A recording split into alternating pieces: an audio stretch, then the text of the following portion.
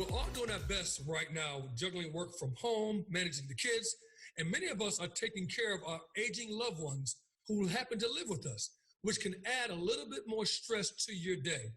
Anthony Cirillo is an expert on aging, and he's here today to walk us through this. Anthony, let's start right here. Caregiving is a big job already. You say during the pandemic, it's even bigger. Yeah, and here's how it gets more interesting, and thanks, Eugene, for having me, is that, as you probably know, with my own mom, mom or dad routinely have doctor's appointments that they have to get to. My mom had to go to the cardiologist and the pulmonary doctor, and so, that was routine. Well, in a non-routine time, these are when you have to pull back and say, Mom, unless it's an emergency, we have to stay put. So that's a big difference. You got to try to hold back so that our healthcare workers can get the job done. But on the other hand, what if mom or dad are experiencing some symptoms? Then you have to kind of weigh what they're going through and make decisions and be in touch with your doctor to understand when's the right time to either go into an office or get a test, which can actually put you even more at risk. So you have some tips to help the caregivers. The very first one you said is to first make a schedule.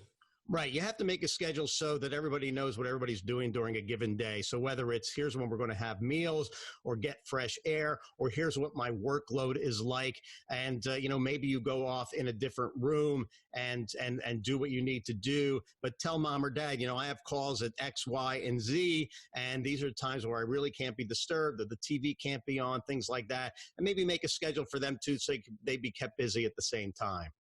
Your second tip is to set expectations.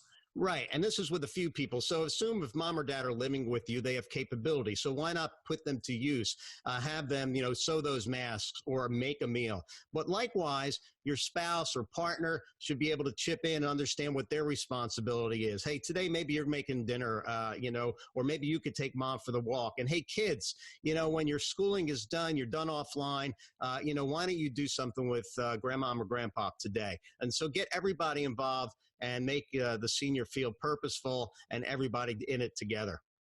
Well, getting everybody involved, you want to get family members involved also who are out of state. Is that correct? That's right. And you could do that easily, obviously, through communication with Zoom and Skype and things like that. And that's important to relieve social isolation. But the other thing is you could do a lot of caregiving responsibilities remotely, like paying bills and ordering groceries. And so if the main caregiver has been doing that and now has, to be in the house with mom all the time, maybe you offload some of that to your siblings and other friends. And what about relieving the stress of the caregiver?